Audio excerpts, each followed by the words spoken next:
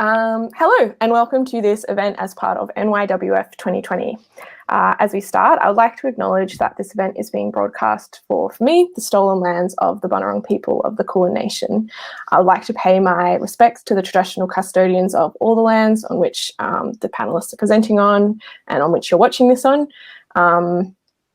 And acknowledge that the First Nations people are the traditional custodians of this country, whose cultures are among the oldest living in human history. I would like to pay my respects to the elders of these communities, past and present, and extend that to emerging community leaders. We recognise that sovereignty was never ceded and colonisation is an ongoing process.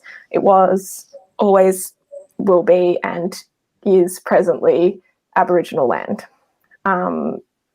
Maybe Lou, Angus and Sana, you can start by saying the land that you're broadcasting from.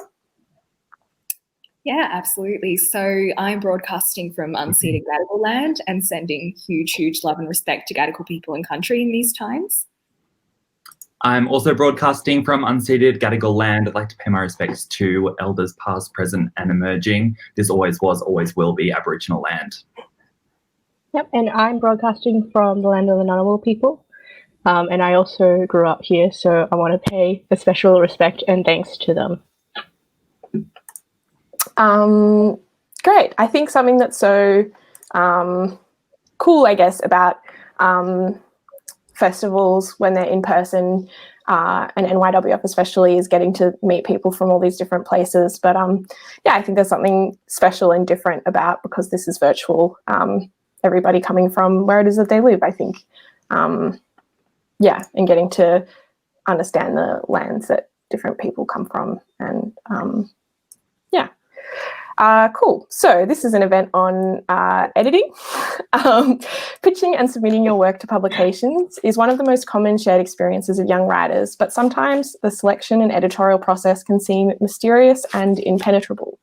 This panel brings together a series of editors discussing the ins and outs of the editing process, what we typically look for, and the power that editors can hold as gatekeepers to publication. I'm Adalia Nash Hussain. I'm a writer and editor. My work has appeared in VoiceWorks, The Lifted Brow, Ibis House, Meanjin, and Going Down Swinging. I've been an Emerging Writers Festival Melbourne Recital Centre Writer in Residence, a Wheeler Centre Hot Desk Fellow, and I was shortlisted for the Scribe Nonfiction Prize. And I'm currently the editor of VoiceWorks and a co-editor at Liminal. I'm also joined by Angus Dalton. Angus is the co-founding editor of Sweaty City, an independent magazine about climate change and urban ecology that launched in February of this year. His stories about octopuses, city-dwelling water dragons, and rogue rescue dogs have appeared in Best Australian Science Writing 2019, VoiceWorks, Overland, and Australian Geographic. He has worked as the editorial manager of Good Reading magazine, editor-in-chief of Grapeshot, and fiction intern at Kill Your Darlings. He is currently a marketing and PR executive at Simon & Schuster. Lou Garcia Donnick. I just want to be like my friend Lou. Lou Garcia Donnick is a mixed-race Filipinx writer and editor working on unceded Gadigal land, a poetry editor for VoiceWorks and alumnus of the Banff Centre's Emerging Writers Intensive. They have been awarded third place in Prism International's Pacific Spirit Poetry Prize and second place in Overland's Judas Wright Poetry Prize. They have work published in or forthcoming with Overland, Prism International Poetry Journal, Scum Mag, VoiceWorks, and elsewhere. They are also a 2020 Wheeler Centre Hot Desk Fellow. And finally, Sana. Sana Wei is a queer Asian writer, editor, and medical student, which is to say she wishes you care and tender healing. Her work navigates the becoming of queerness, culture, and family, and has been published by Black Ink, Peril Magazine, the Stella Prize, and Red Pocket Press. She is a non-fiction editor for VoiceWorks and a previous non-fiction and poetry judge of the John Marsden and Hachette Australia Prize. Cool. So we're all editors and writers, and this is a panel about editing. And I guess I think a good thing to do, which maybe is a very basic question that people might feel like they already know the answer to, but I guess is to talk a little bit about what editing is. What does it mean to edit, I guess? Yeah, Angus, what is editing, I guess? Sure. Yeah. No. I'll have a stab at this seemingly obvious yet quite large question. I think for me, what I think editing is from the writing side. I think we get the best writing when you're not thinking necessarily about who's reading it on the other end, which might seem paradoxical, but I don't know if you guys agree, but I always feel like the best writing comes from when the door is closed, it's just you and the page, and you're just writing and writing and writing from your heart and not thinking about how it's going to be received. I think the editing process, the most important part of the editing process, is doing the work that the writer didn't have to, in terms of making that piece of work as digestible and accessible to readers. I think the editing process has a lot more to do with thinking about the audience and thinking about the final product and how it's going to be received. And I like to think of editing as taking that onus off the writer so they can just focus on producing something that's really heartfelt and unique. That's how I approach it anyway. Yeah, I think that's a good. I think it's important. I think something that can lead people to be scared of editors and is worth, I guess, differentiating is that, yeah, editing is about when you present it to the audience, but I think it's not necessarily about, I think sometimes writers can feel like editing is about making your work perhaps like marketable or commercial or putting it into a box, and absolutely there are versions of editing that are that, but I think what good editing is isn't about necessarily trying to make the piece something that it's not. It's trying to make it I guess, untangle moments where something might be clear to an author, but for a reader might not necessarily pick up on what's being said, and kind of untangle that a bit and create spaces where perhaps a writer might not have realized. I remember there was one writer I worked with who had used like the word cultish, I think, or cult, like the horse, and to describe this woman, and then I think didn't know that word can kind of sometimes have like misogynistic things, sort of had just literally been comparing her to a horse, but that it also gets used in this other way. And so it was kind of this moment to be like, are you okay with that? This is how some people might read this, that this is something you might not be aware of. And I think, yeah, making sure that the interpretation of the work isn't misunderstood because the writer didn't know or something, like fact checking. It's not to like make something more marketable or whatever. It's to like protect the author, and that's what like good editing is about protecting the writer, I guess, and giving them the best thing. Cool. Sana and Lou, do you have anything else you want to add to that description of what it is to edit? Yeah, well, I feel like it's a deceptively difficult question to answer, that one. And I think it invites also a lot of kind of like frames of cultural reference, like in many kind of like spheres of editing that happens under like intensely capitalist and kind of like, kind of like marketing and like goal-directed, I suppose, processes. But I think when I'm thinking about good editing, I'm also thinking about,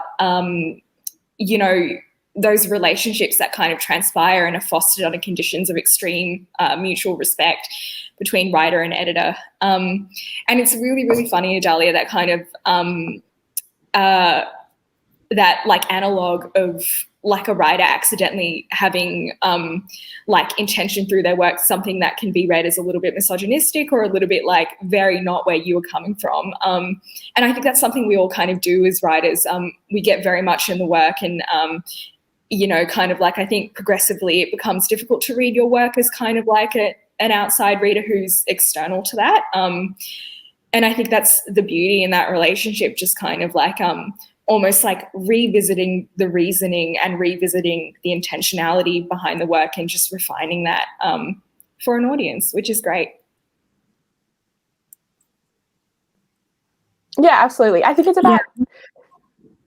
Yeah, go, Sana. Oh, okay. Thanks, Adalia. I think for me, editing means helping a piece be the best version of it that it can be.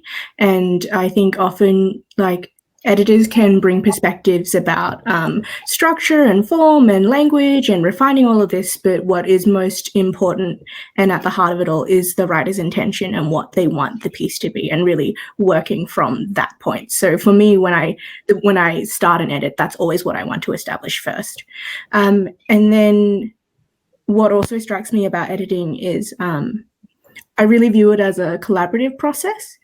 And to me, I think the biggest privilege is being the editor and being allowed to edit and work. And I guess one of the things that might intimidate writers is like editors have the final say, or they're supposed to be critiquing your work or whatever. But I think it's never about necessarily changes that indicate that you're a good or bad writer or whatever, but simply about whatever changes you suggest, you just simply give XYZ reason. And I always invite writers to engage with those reasons. If they were thinking of ABC instead, then yes, definitely we can go with that. I think it's always about, for me, my duty as an editor is to provide justifications, because in the end, I think it's very subjective and no two editors will edit a piece the same way. So I really want to give as much power and choice to the writer. And my job is simply illuminating those areas. Yeah, I think that's a really good point to jump on to, sort of talking about how this relationship that we've talked about and how you try and develop that, and where you give those ideas and try and give space. So I guess maybe another kind of basic thing to start with is talking about your editorial process. So I guess maybe we start with how you receive pieces. Angus, do you want to talk about, I know you work for a couple of different journals like Sweaty City, and do you want to talk about the different ways that you've received writing in the past?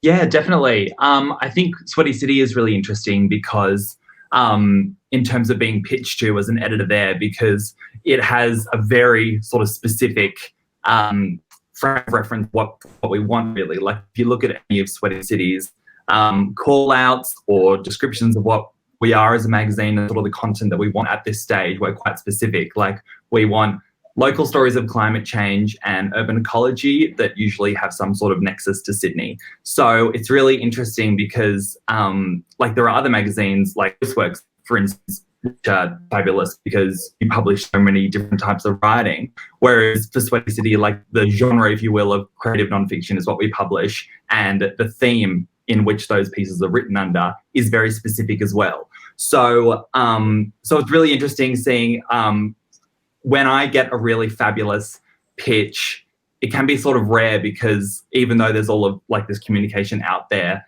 I think it can be hard for sometimes, especially new writers, to make sure it's tailored to what Sweaty City wants. And I got the most fantastic pitch from another VoiceWorks editor named Zoe about mangroves and how they suck up carbon. And it was also a bit of a memoir piece about her growing up and walking through the mangroves. And it was just the most extraordinary pitch that was it's about urban ecology, it's a bit of memoir, a bit of creativity, it's about climate change, and it's in Sydney. And it was just oh my God, you've nailed it. So I think those moments as an editor are really, really exciting when you get something that someone has paid attention to your publication and what you want, and really thought about how best to communicate that to you, an editor. So from a Sweaty City perspective, I think what I look for first of all is commitment to theme, because we do one issue at this stage per year. There's obviously only a limited number of pages. So me as an editor, I know every editor and every different publication has a priority for what they look for. It might be originality, it might be the prestige of the writer, I don't know. But for us and for me as an editor, I'm looking for how well you have nailed the brief of what our magazine is. Really, that's the first stage editorially, and then comes all the rest of the groundwork of writing the piece and fact checking and grammatically editing and structuring and all that sort of stuff. So I hope that gives an insight for me. Yeah. So are you primarily receiving pitches, or do you receive full pieces? pitches, definitely, for nonfiction pitches. I think it's really interesting because with pitches for nonfiction, I want to be told every single thing you're planning. I want to know what the first sentence is. I want to know exactly what you're offering me. I want to know who you're interviewing. I want to know like where you sleep. Like, I want to know everything about you. But fiction, I've been on the receiving end of fiction as well, because we just did a little flash fiction scene, and also had the opportunity to do an internship with Keelia Darlings where I was sort of on the fiction submission side of that as well. And with that, I don't know if you agree, because you all have more sort of fiction and poetry editing experience than I do, but I feel like if someone pitches me a fiction piece and tries to tell me too much about the piece and the body of that, I get a bit wary, because for me as an editor, like a fiction piece or a piece of poetry is supposed to stand by itself. Whereas with a nonfiction piece, I think there's more scope for me as an editor to provide context for my audience. So I don't know, for a nonfiction pitch, I want as much information as possible. For a fiction or poetry pitch, I want a little bit about you as a writer and maybe what you were trying to do. But then I kind of just want the piece, and I kind of just want to see that stand by itself. I don't know whether you guys agree. That's what I think the main difference is between the fiction stuff and the nonfiction. Yeah, I think that it's interesting, and I think at VoiceWorks we take nonfiction pitches, but the other categories we don't open up for pitches except for comics as well. We also take comic pitches, and I think that's there are a few reasons, and I think it is primarily down to timelines and editing, and that I think you can receive nonfiction pieces that are full, where I think as an editor, you want to say like, oh, I think all of the research you've done into this can be pared back a lot. Like you've spent hours and hours and hours doing these interviews, and I think these interviews aren't actually the best part of your story, and you need to do a bit more work here. And that's definitely not universal to all types of nonfiction. I think there's very specific kinds of like particular kinds of research-based fiction-based nonfiction and stuff where I think the pitch is much more important to get in early, to give writers that opportunity to kind of get that shaping, and rather than having to dump all of this time into something that then at the editing stage you might be like, okay, I actually want to swerve this direction kind of thing.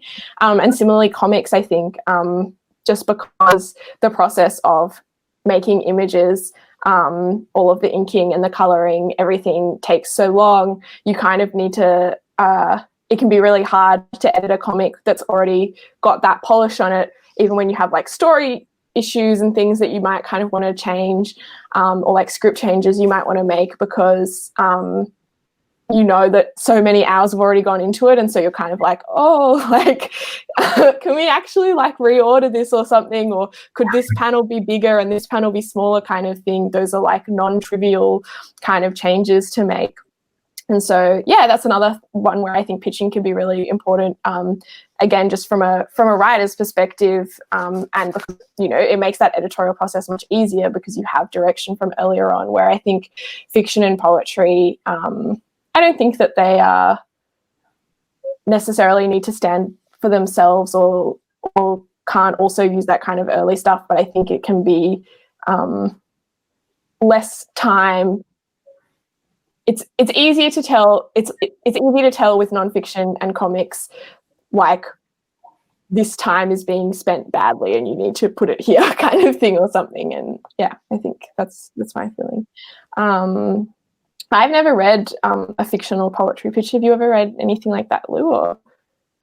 No, actually, and I think kind of approaching poetry, which is not to say that poetry pitches don't exist. I'm sure that there is a time and a place for a poetry pitch. I've never seen one outside of kind of like the application circuit where you're, pitching yourself as an author and pitching, your viability and attractiveness, which is a really gross kind of way of framing that like writerly activity to, a program or, a scholarship or a grant. But I think, I guess there is something in just that notion of, poetry and fiction, I suppose, stands on its own legs in that respect. I think for me, like the less predicating information I receive, the better. Which is not to say that for voice works, we give writers the opportunity to kind of like state positionality, anything they feel is relevant to the work.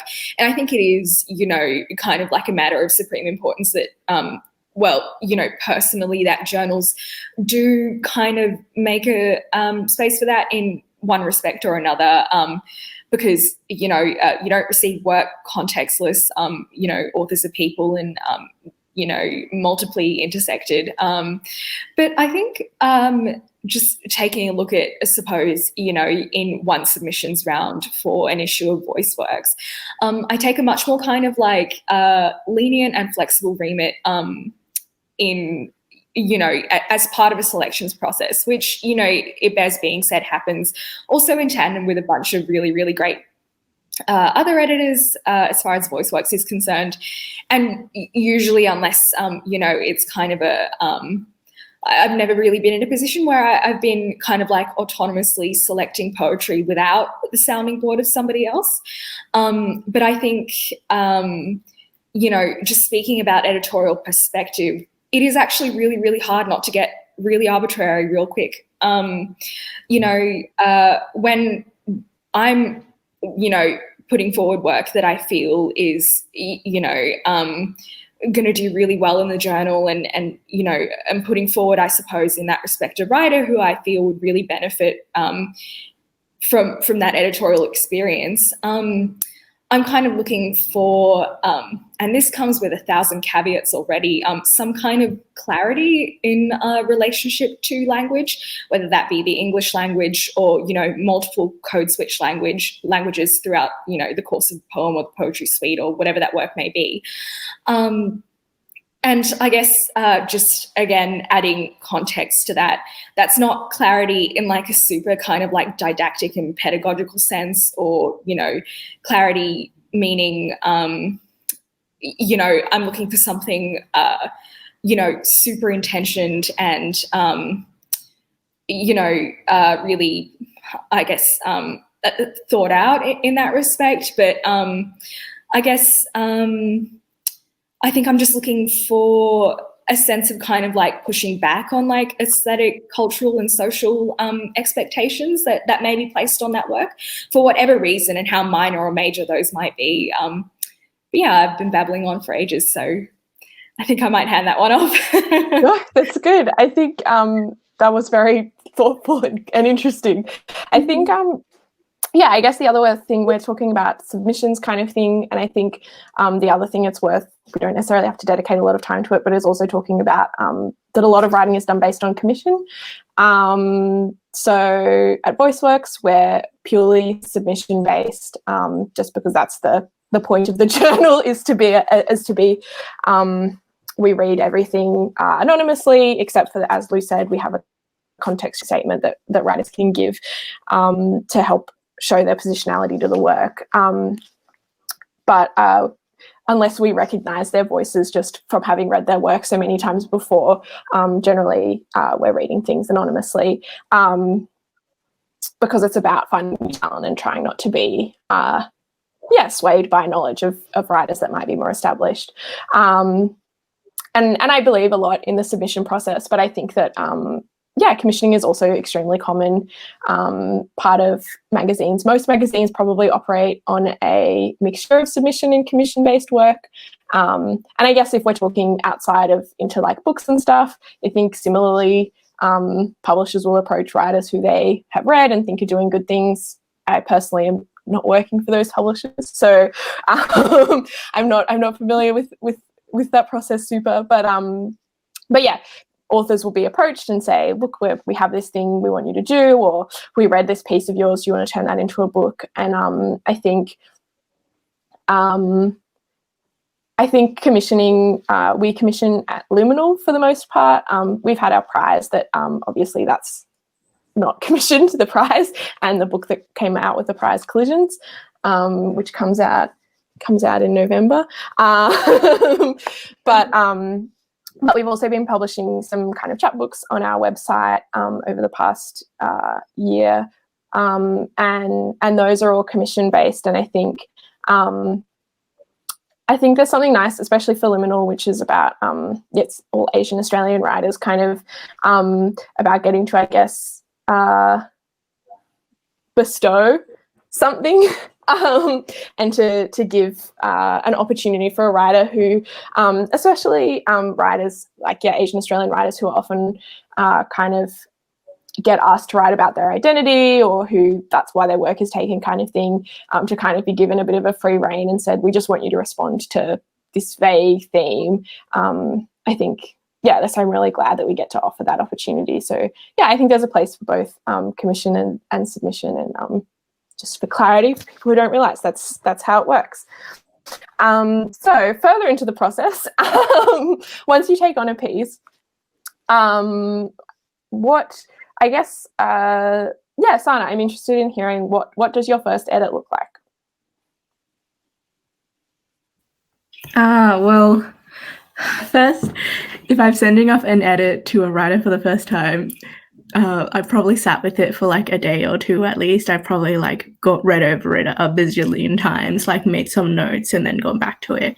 I think I also look at the comments made by other editors on like the selection cover sheets and like advice they have, or like things that they would like to see brought out more.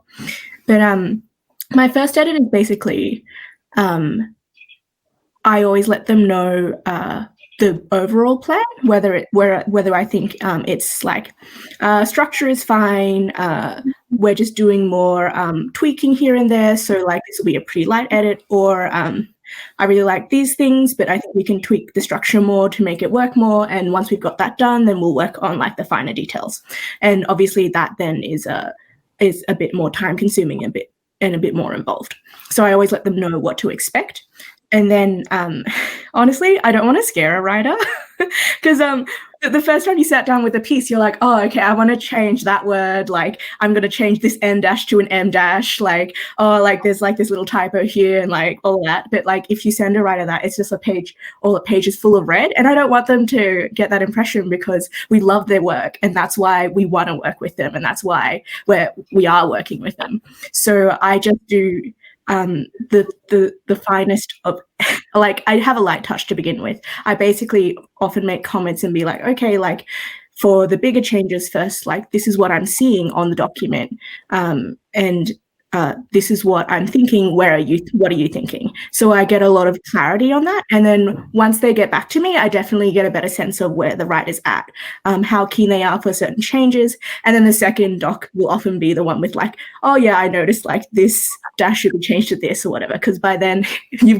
established that bit of rapport and you haven't just hit them with like this big scary thing.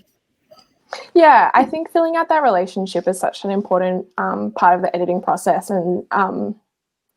And yes, I think it's important while we're saying these things to say that we're not all editors, and that I think that there are bad editors out there that don't do this stuff, and we'll talk a little bit about that later in the panel.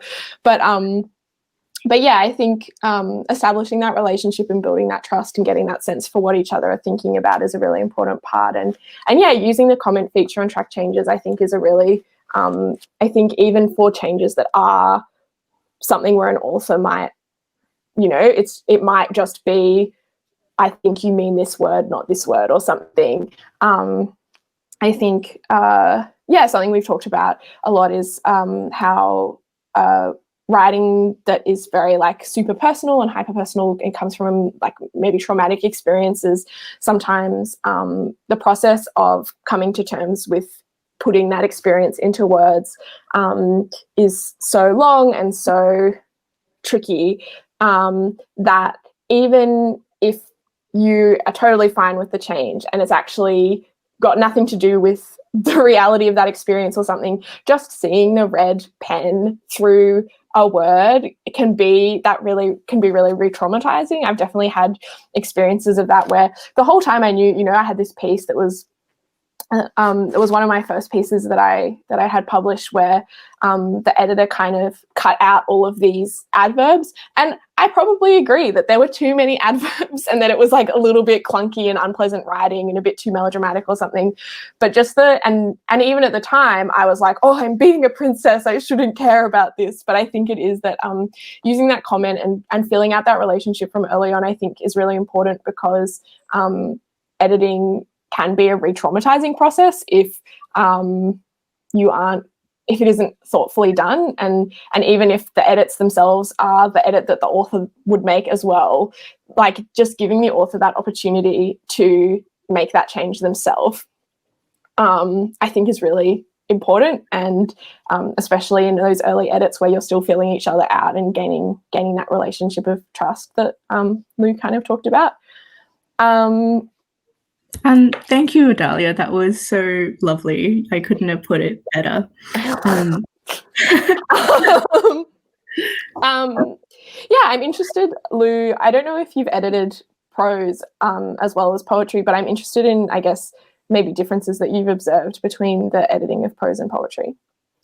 Yeah, absolutely. So, I mean, I definitely do feel that I have a bit more of a, experiential basis in poetry, but I've definitely had prose edited and have edited prose. And I suppose just speaking about bad editing, I have also made bad edits and have been a bad editor. I certainly hope I haven't been a traumatizing editor. I don't know, maybe after this event. No, only joking. I mean, bad editing in the sense that just kind of like, it did take a while and, kind of quite a bit of, I suppose, experience being edited myself to kind of realize that it's not the best course of action to introduce yourself to an author and then just send them back a document filled with, kind of like red markups. Because, like, regardless of whether that's coming from a place of extreme respect or extreme love for work, which I think, thinking of all the work I've edited with VoiceWorks and kind of, prior to that, it's kind of, I think engaging with work like implies a relationship of love, not like creepy love or like inappropriate love for an author. But I think there definitely is space to hold quite a bit of tenderness for work that you come to know intimately through processes of editing. But I guess just moving back to the kind of differences between poetry and prose, it was through editing poetry that I realized that it was actually more of a relationship of prompting and kind of handing autonomy back to the author to make changes as they saw fit. But, it's more of a suggestive relationship that I kind of try to pursue rather than kind of like one that may read as like especially autocratic or uncomfortable, especially where work, can be traumatic and, kind of like derived really directly from lived experience. And I think as an editor, it's also important to understand that kind of, that frame of reference is like, you don't know what other people's trauma constitutes. For you, receiving work, you may not understand that to be like an ostensibly, like traumatic work or work that's kind of like circulating around trauma. But I think it is really important to just approach that with respect and, kind of like assuming that work obviously means a lot to the author. But I think also with prose, I ages ago, kind of with VoiceWorks, I submitted my very first fiction piece that was going to get published about oysters, and I had just like, the most fantastic, generous, tender experience with Claire Cow, who is on our VoiceWorks EdCom, and the experience I had with her just really kind of taught me that it was just this kind of really beautifully generous relationship of like, could you do this? And then like having, my writing process and imaginary kind of like unfurl from that. And I think it is really important, like, both. I think poetry, it's a lot easier to kind of get caught up on the level of the line. And I think, at a stage in the editing process, that's important. But I think with, kind of like maybe, kind of a prose, because usually you do have more space to kind of like realize that trajectory of like letting things just kind of like unfurl. it is important to just kind of like gesture to what you feel would be, conducive to something beautiful in the work, rather than, making those, didactic and autocratic kind of suggestions. Yeah, 100%. And I've definitely had that experience as an editor as well, where sort of suggestions I've made with like the expectation that a sentence would be added or whatever, and look, totally happy for that to be the edit. And then what I receive back, I'm like, oh, you've heard what I've said, and the piece has totally transformed in this really good way, where I can see how this small point that I've suggested has you've really thought about it, and it's changed the piece. And it's so beautiful to feel like you've like, oh, I just like this like tiny push of like, what about this thought? And you just see it unfurl, and it's this really amazing thing. So we've talked a bit about like kind of what good editing processes are. And I think, I think as part of that, it's also useful to say like, that like these are experiences that I think these sorts of understandings of editing are still quite new. I think that a lot of even editors still believe that editing is the red pen. And I think that in certain places that's fine. Like, I think that, I think in journalism it's very common. And I think, if you're writing like property ads or whatever, it's probably fine to have an editor who just changes your writing and then sends it to print. Like, it probably doesn't need to have this careful, what if you change the way you describe the sun-drenchedness of the sunroom? Probably in those cases it doesn't matter so much. But yeah, I think this kind of the idea of editing as an exchange, I think, is new. And I think, maybe it's worth talking about what to do if you get into one of those bad editing experiences where you do experience the big bad editor. Angus, I don't know if you've had experience with that, or what you would think. Yeah, I mean, I just love listening to you all talk about how beautifully and thoughtfully you approach editing through VoiceWorks. And Lou, I also had the most like formative experience getting edited by a VoiceWorks editor. My very first piece of creative nonfiction that I ever wrote, somehow about an octopus and consciousness and a visit to Melbourne Aquarium, that I had no idea what any of it meant. And it took like 2 editors at VoiceWorks to figure out what the hell it meant. And I think like 6 months, literally like the space of 2 issues, to beat it into something that was worth reading. But, and I literally probably rewrote the entire piece in collaboration with those editors. But not once did I feel like they were taking my autonomy away from me. And Lou, I just thought what you said, always handing the autonomy back to the writer is so important. I have been the editor who fucked up in that regard. Like when during student editing days, that's where I sort of cut my teeth, and just going in and editing something really quickly, and you're on deadline and you've got the piece and you just want to beat it into submission and then publish it. And then that writer feeling like you've, snatched out the carpet from under them, and an experience that was really positive for them turned bad, discouraging, and potentially traumatic. That has happened to me when I was younger, and it was a massive learning curve. So to compare that experience to the experience that I had through the VoiceWorks editing sort of process, that's what you always want to aim for, handing it back. But interestingly, Alia, to answer your question, through that 6 months of editing this octopus piece, was like, I think maybe 4 different people that worked on it. And every single one of them tried to take out this line that I had about sort of making eye contact with an octopus and it sliding into my skull. And I just loved it. And it's kind of a dumb line, but I just loved writing it. When I came up with it, I thought it was really smart and really cool. Every editor tried to cut it, and every single time I pushed back, it was the only thing I pushed back on that I was sure of. And I don't regret it to this day, but I do think in general, other times that I push back on editing things, I always look back and I'm like, they were right. So I just think, as a writer working with an editor, you should always feel autonomous, and you should always feel like the work is yours. I think my partner is an actor, and he says when he works with the director, he can tell if the director is an actor's director or other person's director. And I think the same sort of metaphor can be applied to writing. You can be a writer's editor, or you can be, I guess, more of a sort of red pen autocratic editor. And I always want to be a writer's editor, and I always want it to be edited by writers' editors. And those are the ones that make you feel supported and excited to write another piece as soon as you finish with that one. And unfortunately, that doesn't always happen. So, yeah. Yeah. I think I'm glad you had such a positive experience. I feel like when we were going into this panel, I was like, oh, there's 3 VoiceWorks editors and then there's one other person. And so I should try not to talk about VoiceWorks too much. And then you've just got to be the biggest supporter. Thank you so much. Yeah, okay. I think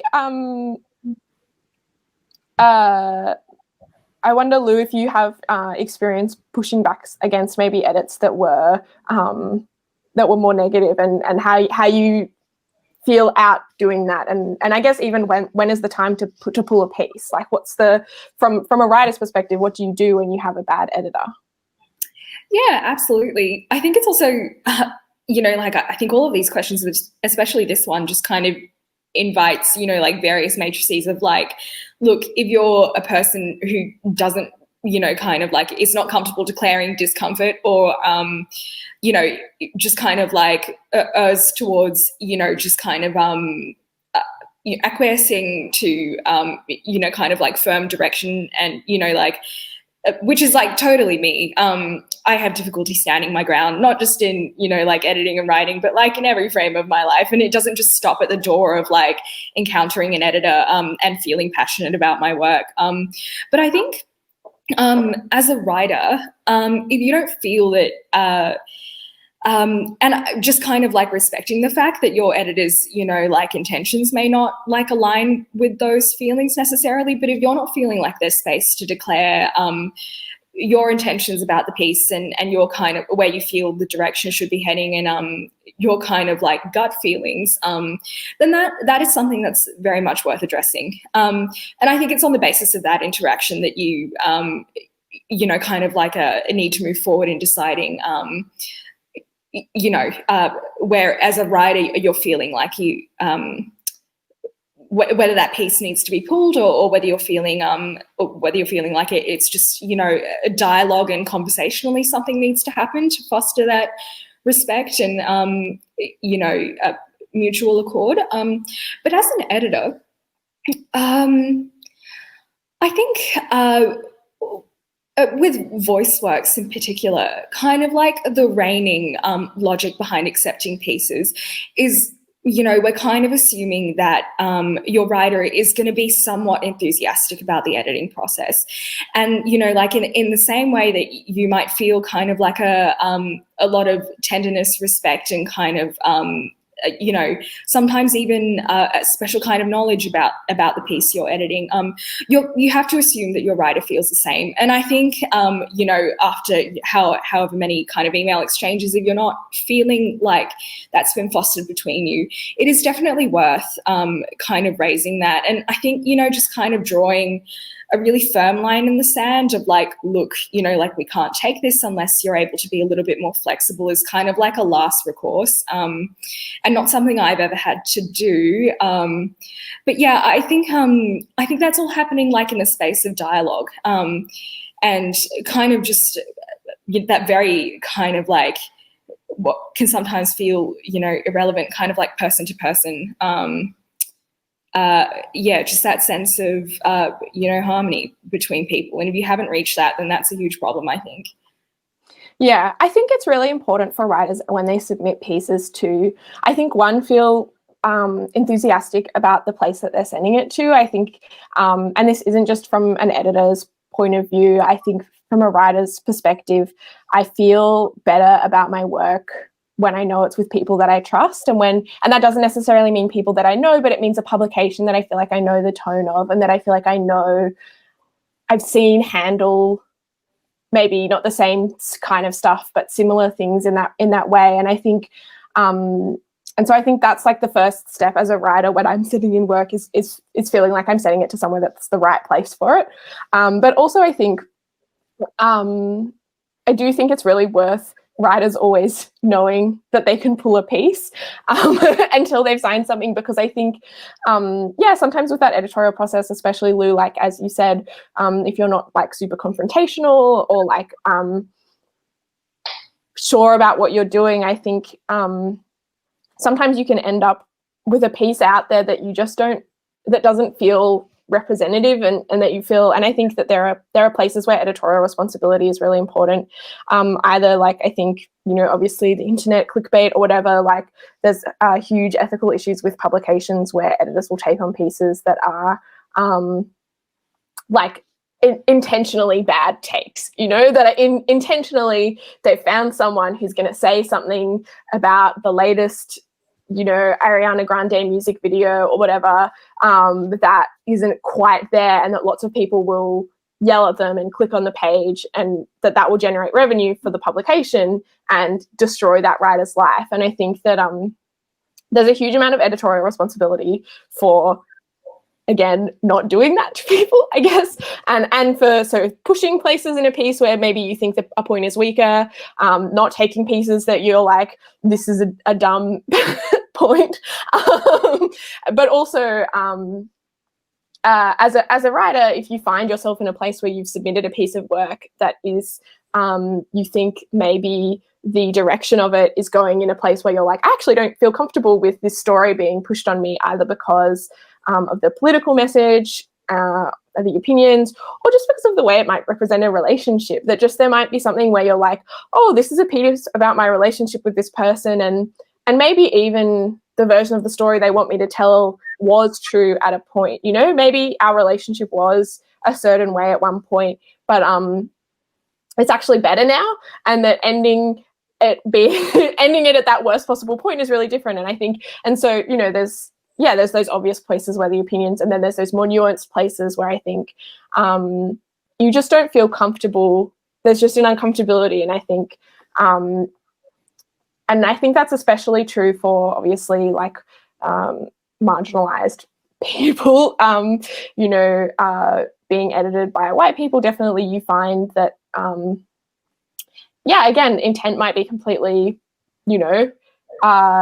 well-meaning, but that there might just be points where they're trying to like push you into a version of a story that they understand or feel more comfortable with, and where if pushing back, you're not really receiving, that's not really being heard. I think you can just say, like, I actually don't want to put this piece here, and that doesn't necessarily have to be a big dramatic thing. I've had friends I know have had pieces where it was with a publication that was totally fine, but where they just were like, actually, I want to publish this, I want to get to have this edited by another person of color just because it is so close to that experience and stuff, and where the publication was like, so fine, that sounds great, we'll look forward to seeing it wherever it is that you take it. And so I think that that's a really important thing as a writer to know, that like, now that an editor has taken notice of me, I don't have to say yes to everything, that I can shut myself off from that as well.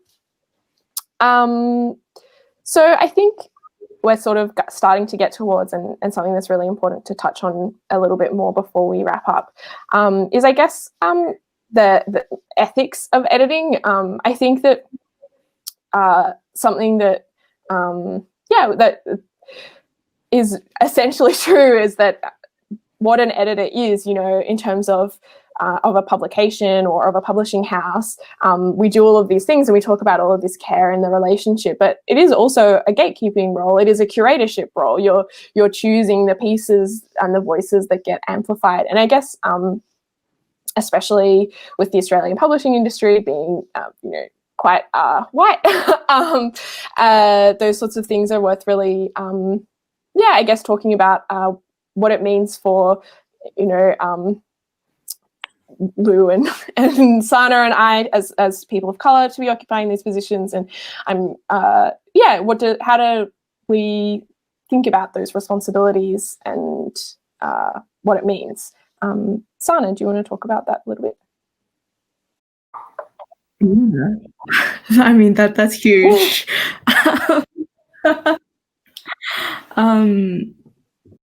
I think just two things for the previous point. One, it might be scary for writers to push back because they feel it's like criticizing the editor or whatever. But if you always focus on the specific justifications of this or that change and phrase it in those terms, then that's might be easier for you, and the editor might also receive it better.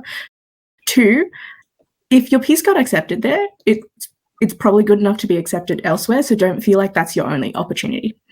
And if it's not going to be right in that, then move on. And obviously try and make it work, but if it doesn't, please move on. And I think young writers or emerging writers, this can be really scary because it might be the first time they've ever had anything up for publication. But I think I want to remind people that if your work is good, and you deserve for it to be treated right. In terms of the ethics of editing, in terms of gatekeeping, I have heard the publishing industry in Australia be described as 6 layers of Karen, but maybe that's what to say. Yeah. But I think an editor is not limited to only editing work from people who they share an experience or background with. But I think equally, there's editing that can only happen when the editor understands that experience. And then when you combine that with like structural marginalization, structural control of narrative by people who are not from the group, it becomes very important for people to be in positions of power and be in as editors and as gatekeepers who are from those communities. And I think it's always true that once someone gets there, they're always willing to lift other people up as well. I mean, it's a huge topic, but I'll start there. Yeah. Lou, do you have anything that you would think about this, I guess? Yeah, well, I feel like the question is rightfully a huge one. And, you know, like with such high stakes, I feel like there's so much to lose in just kind of like the mishandling and the lack of respect so often shown towards First Nations Black POC production, and also across many other intersections. But I think as an editor, it's just recognizing that you're coming to each piece of work with a certain kind of interpretive intelligence or criticality that's, you know, hugely conditioned by your lived experience, knowledges, whether they be cultural, ancestral, whether they come from various institutions or elsewhere. And you owe it to the world, your writer, and yourself primarily to work on that as much as you can. And I think kind of like if you're not fostering kind of like environments and, you know, kind of like various terrains and avenues through which you can kind of offer, just in this particular relationship, your writer kind of like the best of what they deserve, then you probably should be rethinking kind of like your relationship to editing and why it is exactly you want to do that if you are kind of like in close contact and communities of marginalized peoples. I think it really is just that kind of approaching that question. It is that sense of like, if you're not kind of just like constantly working on kind of like respect is something that is actually like procedural and can happen as part of like processes, and respect is kind of like emotive, effective, but also kind of like mediated responses of like, hopefully I'm getting better each day at showing respect and giving autonomy and making space and passing over kind of like the mic. Then yeah, I think it is really just that, kind of, it's a lifestyle choice. It's not just an editing choice. Yeah, I think that's a big thing. And I think that it's worth, I think especially in spaces like publishing that are in general very, at least self-perceived as being very progressive, I think that it's really important for editors to, I guess, and all, you know, holders of institutional power, but, you know, this is editors is what we're talking about, to, similar to how we expect writers to be able to recognize criticism as about, you know, a particular sentence or something and not as about the writer, to be able to understand when someone has an issue or says, look, I think that you're actually pushing this in the wrong direction, or, you've said something that's actually quite hurtful and offensive, to be able to step back and go, oh, okay. Oh no. And I think that sometimes there can be places where, because it's so self-baked in to believe that this is our, that I am a good person, and so I couldn't possibly do that, to I think then it can become really hard to push back on those edits or to do those things, because the person's reaction, instead of being, oh, I'm hearing this and I'm taking that on board and learning from it and taking the edit in that direction or taking the organization in that direction or something, can instead be like, I actually think you're lying, or you're manipulating me, or you're trying to use this. And I've had both experiences of that, those kinds of reactions to those kinds of prodding, and it's like, yeah, I think it's just a hugely important thing as editors to talk about that. Yeah, the role is essentially a gatekeeping one, and we have to understand the responsibilities that entails. Okay. We need to start wrapping up. I just wanted to say one other thing, which is that I think that I love being an editor, and I love having my work edited because of how it improves my work, and because of the curatorship and the care that goes into that. And I think that there are just, practical things that are really amazing to having, a traditional publishing house or a journal recognize your work in terms of the way that it can get transferred to other people. But I think as a writer and as an editor, it's also really important to value and pay attention to those non-institutional forms of publishing, things like zines. Obviously, the zine fair is a huge part of NYWF, and I think obviously there are some zines that are edited, but I think just getting to see stuff that people have photocopied and made on their own is a really valuable artistic experience. And I love making zines as well. I think there's it can be a joyfulness and playfulness that I think I sometimes find difficult to approach in my more serious work. And yeah, and obviously blogs and all of those kinds of things. I think that sometimes as editors and as writers, we can talk down on those mediums, and I think that it's really useful to see everything as part of a thing. Okay, Rayleigh is sending us very angry messages because they hate zines. No, because we're going over time. Okay. Thank you so much for watching this session.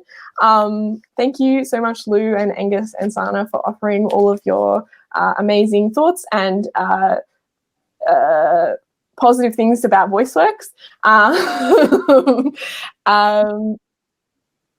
Yeah, unfortunately, because this isn't live, we can't take audience questions, but if you ever want to slide into my Twitter DMs in a respectful and kind way, I will probably respond.